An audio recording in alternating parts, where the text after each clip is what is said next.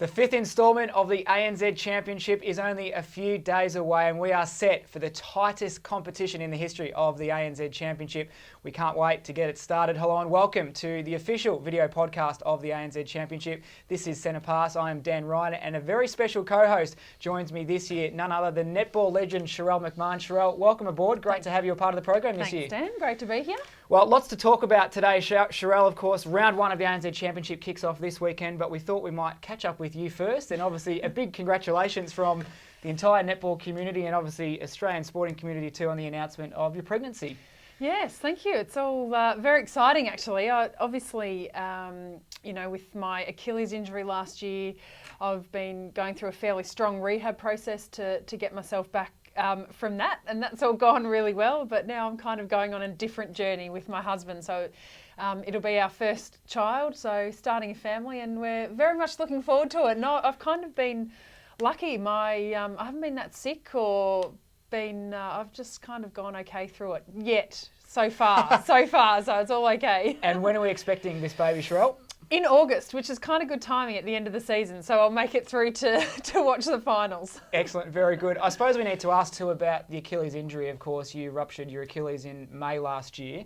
Your recovery from it has actually been pretty outstanding. I believe it was 6 months and you got yourself back into playing condition, which is remarkable for that type of injury. Take us through that process phase, and I guess we're surprised at how quickly you responded to it all. Yeah, well, when I had come out of surgery and was speaking to my surgeon, I didn't know a lot about a ruptured Achilles and how long it took to recover from that. And he kind of said, well, usually it takes about 12 months to rehab. He said, if everything goes perfectly, it could be 6 months. So I said, okay, well, 6 months it is.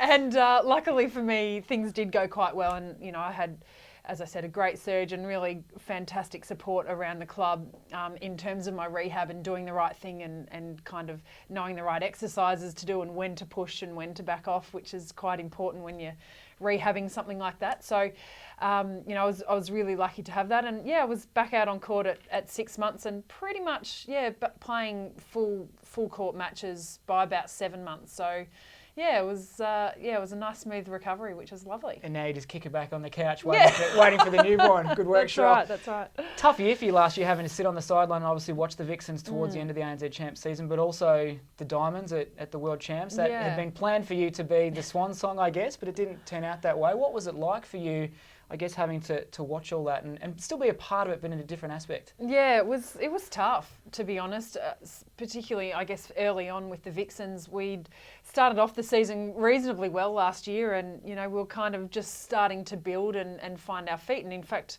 we were playing against the Firebirds when I actually did my Achilles, and the game was pretty tight when that was happening. So, kind of things were starting to roll along, and unfortunately, I had to miss the rest of that season, which is tough. I'm not very good at sitting on the sidelines and on the bench. I get a little bit into the game. Just a little bit. Just a little bit stressed on the sideline.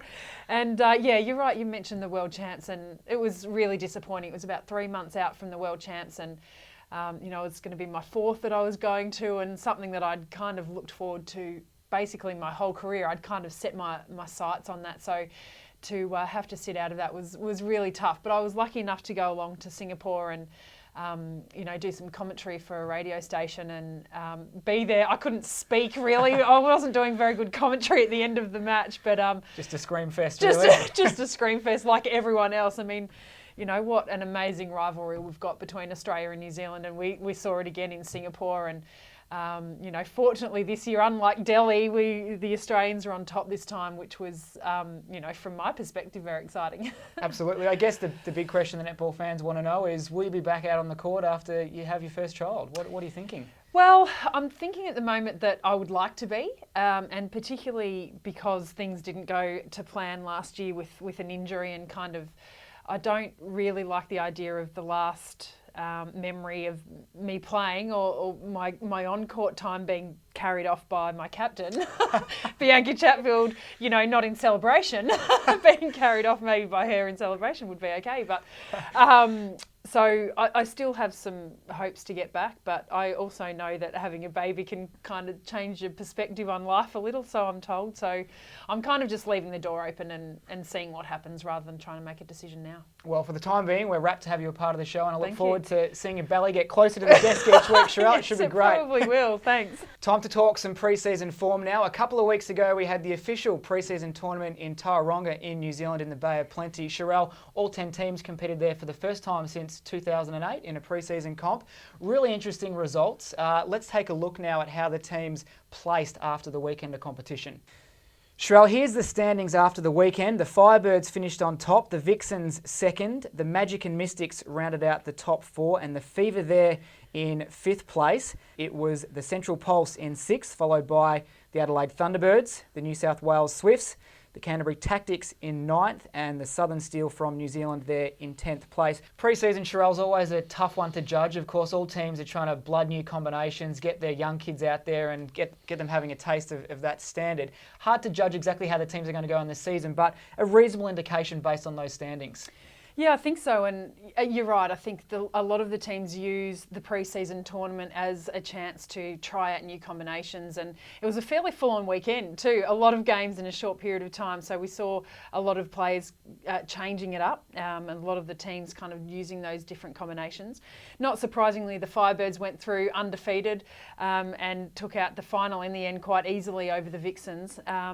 And I guess for me, the really interesting one to look at was the West Coast Fever coming through. You know, they've got a new captain in Catherine Cox heading over their new coach, obviously, in ex-Diamonds coach Norma Plummer. And they just seem to kind of have something. They did really well against some of the top sides. So for me, they'll be one to really watch this season, and that could be kind of an indication about what we might see this season. Yeah, there's a lot of interest around the West Coast Fever, and as you mentioned, there was almost a bit of a presence and aura around this team, and maybe that was the Norma Plummer influence taking its toll, but they'll be a very, very strong team this year and really shake up the competition. Any other teams in the bottom half, of those standings that really surprised you that maybe could be a bit of the movers and shakers in the comp as well? Well, I mean, quite obviously there we see Pulse up in sixth position, and they've for the past few seasons been a little bit further down the ladder than that, and they've recruited quite well. I think their defensive lineup is going to be quite strong, and people would underestimate that team at their peril. I think,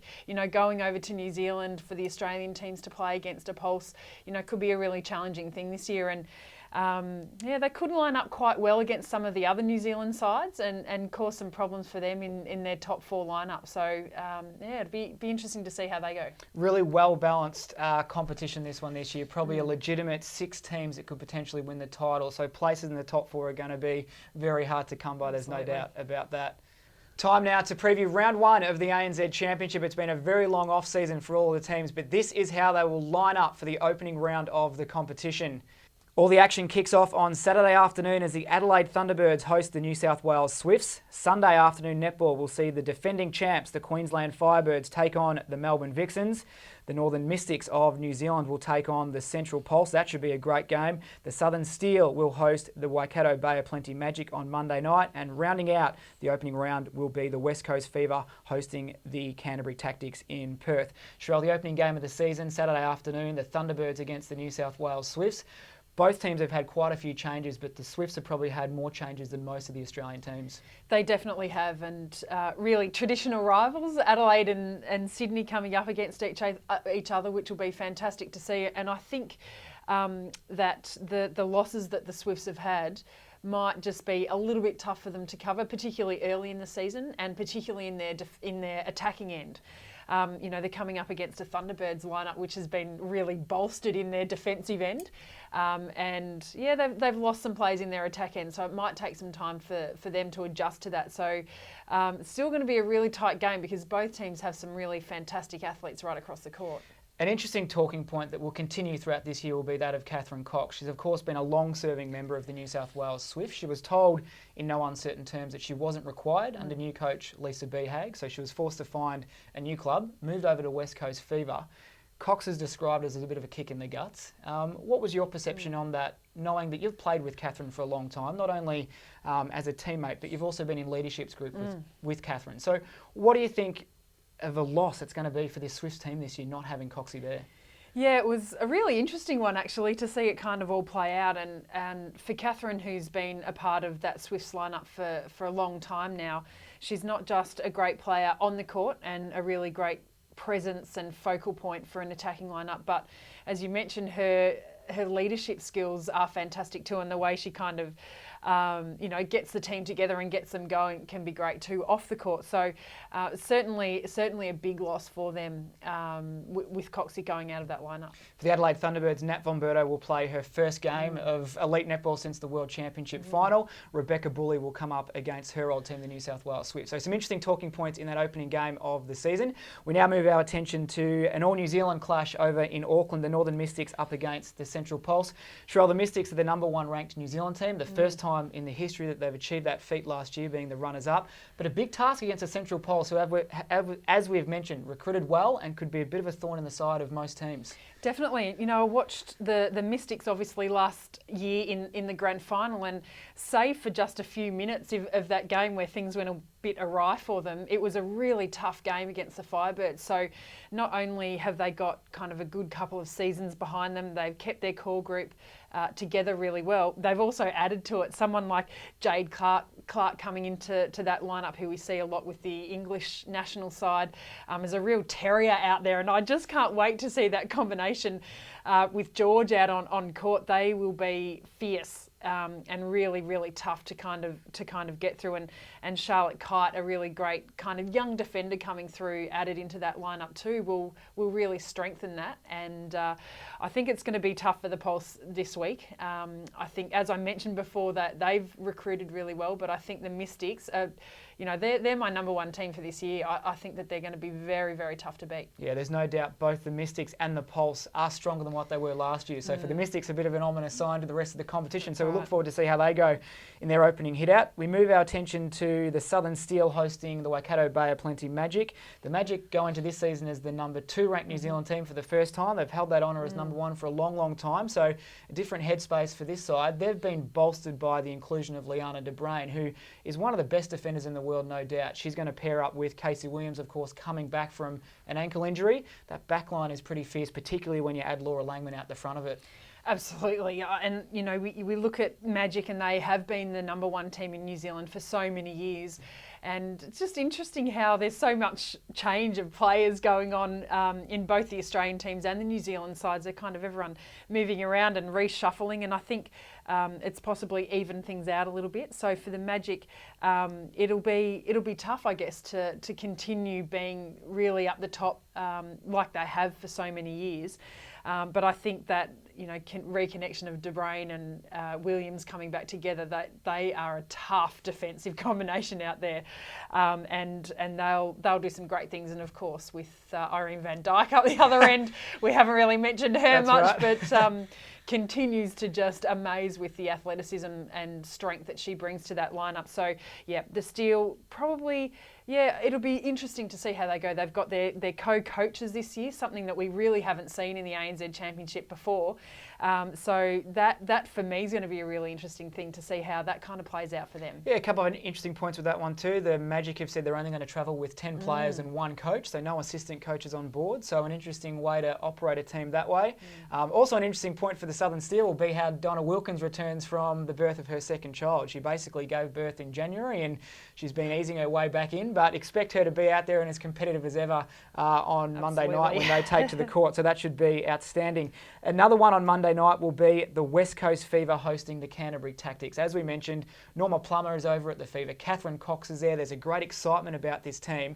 A great match for the Fever to start the season. Yeah, it is. And what I can't wait to see is how the 2 tall attackers in Catherine Cox and Caitlin Bassett really go together, if we get to see that combination. So that will be a big challenge for defensive lineups this year. Catherine not only is a tall goaler, but she can move incredibly well. She's got great footwork and sees the space really nicely. So that'll be good. And Ash Brazel, seeing her kind of perhaps get a bit more opportunity over there under Norma Plummer. I know that they kind of work in together quite well. So it'll be great to see those girls coming through. And look, I know the Tactics have kind of struggled a little bit to get players out on court with what's happened in the city over the last year or so. So it'll be a tough first up match for them heading all the way over to Perth. Yeah, I guess what makes it even tougher for the Canterbury Tactics is they'll be without one of their two imports, Stacey Francis, of course. She's an English international, but she's got a calf injury, so she won't take place on court. So a tough start for the Canterbury Tactics, but hopefully it's a promising season for the team from Christchurch. As we now move our attention to the match of the round, Sharelle, we've chosen the Firebirds versus the Vixens as the game to watch for this one. These two teams faced off in the preseason grand final. It was a 20-goal victory to the Firebirds. We know what kind of a season they had last year.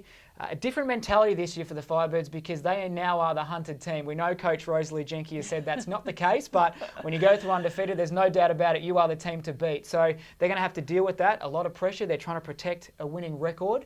What are your thoughts of this game? It's going to be a big one. Well, I actually watched with interest the Firebirds last year. They came through the season undefeated, as you mentioned, the first team ever to do that. And I wondered, with such an inexperienced lineup in finals, whether that might start to play on their minds a little bit. But weren't they just impressive in that grand final and premiership win? I mean, they just didn't falter at all. So they seem to have a really steely reserve about them.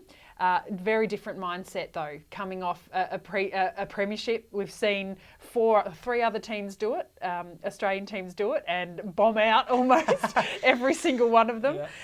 So it'll be, I can't wait to see how they handle that kind of coming off being the hunted. They definitely are, Rose. I hate to tell you, but you are the hunted. Each and every one of the teams out there are gunning for them and looking at ways to break down their really strong defensive lineup with Laura Geitz. You know, she was the MVP last season, and by streets she had such a great season.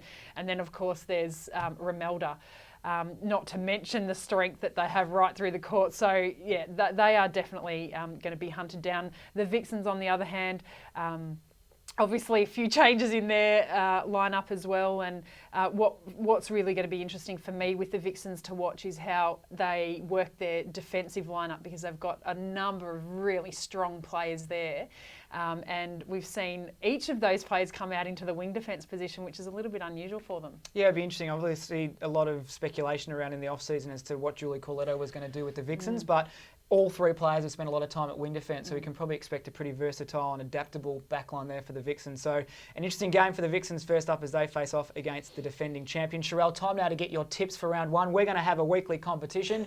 Don't know what we're playing for just yet, but we'll wait and see how that goes. But who are your tips for round one of the competition? Okay, my tips for round one are the Thunderbirds to take it out over the Swifts, the Mystics over the Pulse, the Magic over the Steel, the Fever to get up over in Perth over the Tactics, and I'm going to have to say Firebirds, but only just up there with my team. I think the Vixens are playing really well in the last pre-season hit out that they had just recently against the Thunderbirds, so it'll be a tough one. But I think the Firebirds perhaps just. Sharelle, you're a smart girl. My tips are exactly the same. Are they Thunderbirds, really? Firebirds, Mystics, Magic and the Fever. Now, we're going to put you on the spot, Sharelle. We want you to predict your top four for the season. We'll review it at the end of the year and see how good you actually are. We'll play this back. Who will make the finals for 2012? Okay, well, I think, as I mentioned before, my team for this season is the Mystics. So I think that they're going to take out the number one position this season and host their first home final over there, which will be great to see. The Firebirds, I think, will still be really strong, so they're my second team. The Magic and the Vixens are going to round out my top four. All right, just a few changes in mine. I've gone the Firebirds to finish on top again, but only just. The Mystics will be the top New Zealand team in second. The Magic will be third, and the Thunderbirds will get through in fourth place. My smoky, though, Sharelle, is the Fever. I think the Fever could easily replace the Magic in the top four. Who's your smoky for 2012? Well, my smoky is the Pulse, because they, as I mentioned, they've really bolstered their defensive lineup, and so they've got Grant, Henry and Selby Rickett back there, and I think that they could really pose some issues for the different teams and could really have an influence over the top four over there, because it's always interesting to see which New Zealand sides get through, and if they can pip a couple of those, it could really change the look of the Final Four. Well, that's about it for today's show. Our opening episode of Centre Pass, round one of the ANZ Championship will get underway this weekend. Sharelle, thank you very much for joining us. It's great to have you on board. Thank you. It's been great. Make sure you jump on the ANZ Championship Facebook page. Follow us on Twitter as well, of course. Check out the Channel 10 and, of course, the Sky Sport website as well for all your latest news and video content. And make sure you get involved in fantasy netball. Check your local guides for all the broadcast details too for round 1 action of the ANZ Championship. We'll catch you next week for Centre Pass.